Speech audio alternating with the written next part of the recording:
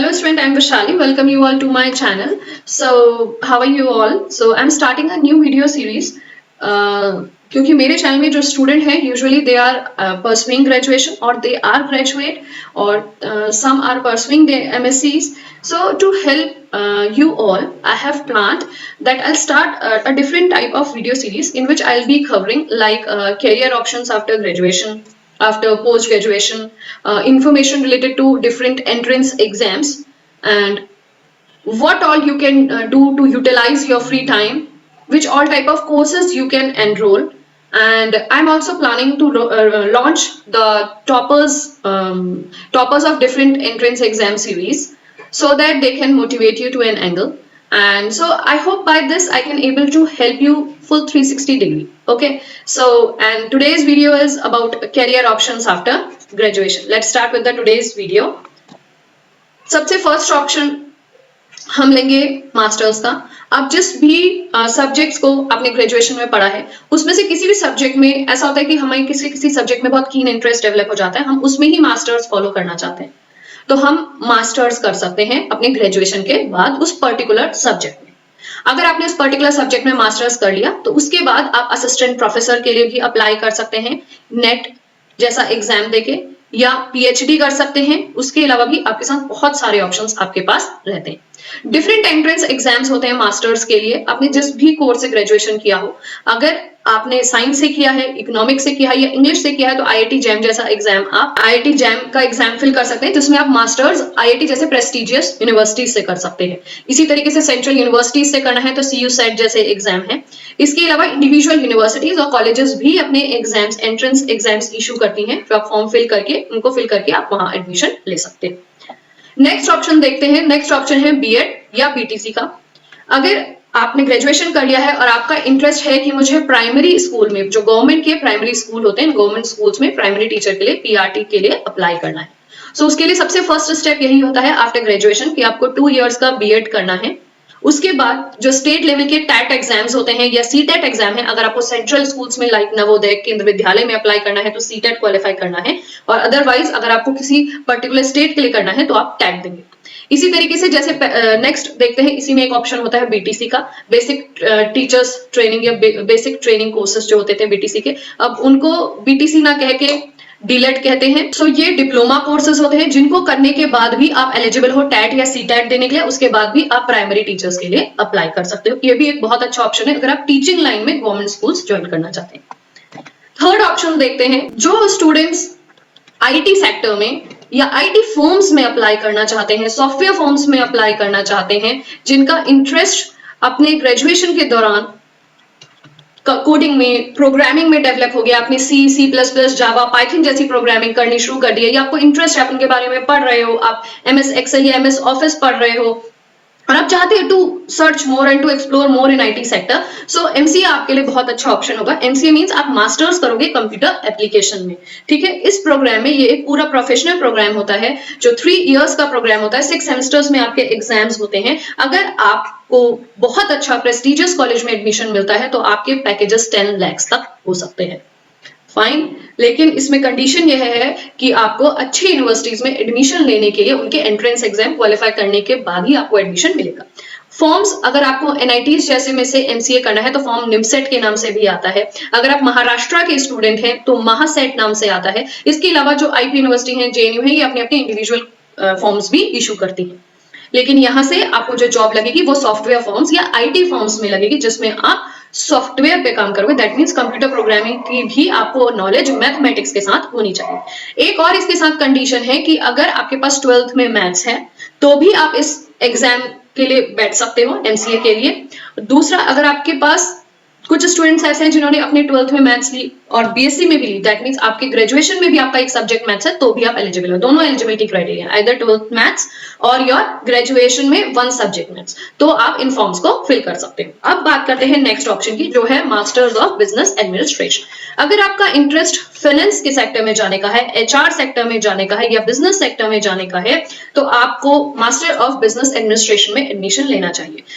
MBA का भी वही कंडीशन है कि अगर आप एमबीए किसी प्रेस्टिजियस कॉलेज से करते हैं तो आपके पैकेजेस 10 to 15 लाख से ज्यादा भी हो सकते हैं, लेकिन कंडीशन यह है कि आपको जो एंट्रेंस एग्जाम देने हैं उसमें आपको कोई फाइनेंस, एचआर या बिजनेस की नॉलेज नहीं चाहिए। आपको इंग्लिश, लॉजिकल रीजनिंग और एप्टीट्यूड, दैट मीन्स हमारा जो मैथ्स 8, 9, 10 क्लास का होता है उसकी एप्लीकेशन बेस्ड क्वेश्चंस करने आनी चाहिए, तो आप इनके एंट्रेंस एग्जाम बहुत इजीली क्रैक कर सकते हो।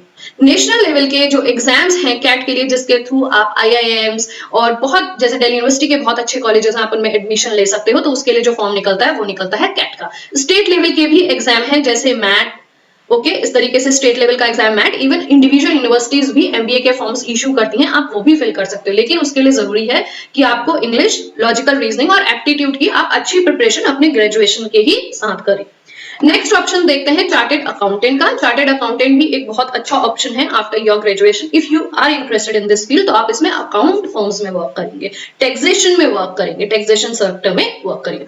चार्टेड अकाउंटेंट की भी दो कंडीशंस है, पहला इसमें एग्जाम जो होता है वो होता है फाउंडेशन का, दूसरा एग्जाम जो होता है इसमें होता है सीए मेंस।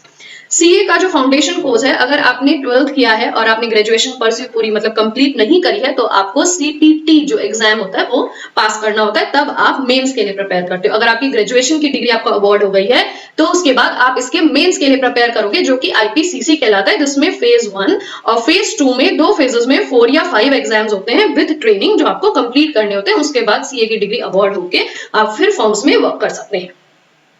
नेक्स्ट ऑप्शन देखते हैं जो कि शॉर्ट डिग्री प्रोग्राम्स हैं, शॉर्ट कोर्सेज हैं, डिप्लोमा कोर्सेज हैं, लेकिन फिर भी उनसे बहुत अच्छे प्लेसमेंट्स स्टूडेंट्स को मिलते हैं। आप उनको भी अपने ग्रेजुएशन के बाद परस्यू कर सकते हैं, या फिर आप कुछ कोर्सेज ऐसे हो सकते हैं जो विद ग्रेजुएशन भी परस्यू कर सकते हैं, लेकिन आपको उनकी अच्छे से नॉलेज ऑनलाइन लेनी पड़ेगी, या आप कॉलेजेस यूनिवर्सिटीज में जाके भी उनकी नॉलेज ले सकते हैं। कुछ शॉर्ट टर्म कोर्सेज मैंने लिए हैं, जैसे कि पीजीडीबीएम कोर्स मुझे बहुत अच्छा लगा, ये आईआईएम में भी प्रोवाइड किया जाता है पीजीडीबीएम कोर्स, जिसके बारे में बहुत ही कम स्टूडेंट्स को पता होता है, जो मतलब इसके बारे में नॉलेज कम रहती है स्टूडेंट को। तो आईआईएम भी फुल 1 ईयर का रेगुलर कोर्स पीजीडीएम का प्रोवाइड करता है, जिसकी प्लेसमेंट भी 10 to 12 लाख तक होती है, लेकिन जिसका एंट्रेंस भी होता है और इसके लिए आपका ग्रेजुएशन भी कंप्लीट होना हो, उसके बाद आप पीजीडीबीएम फॉलो कर सकते हो 1 ईयर के लिए।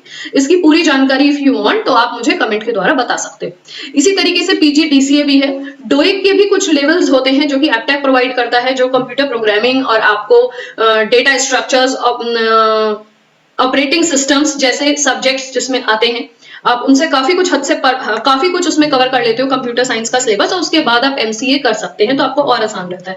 सो नेक्स्ट प्रोग्राम मैंने इसमें लिया है वेब डिजाइनिंग, आप सीख सकते हैं, ग्राफिक डिजाइनिंग आप सीख सकते हैं, तो इनसे भी बहुत अच्छे प्लेसमेंट्स आपको प्राइवेट कंपनीज में मिल जाएंगे। नेक्स्ट ऑप्शन देखते हैं लॉ का। कुछ स्टूडेंट्स को एलएलबी या लॉ में बहुत कुछ स्टूडेंट्स को लॉ सब्जेक्ट में बहुत इंटरेस्ट होता है, तो उनके लिए ऑप्शन एलएलबी बहुत अच्छा है।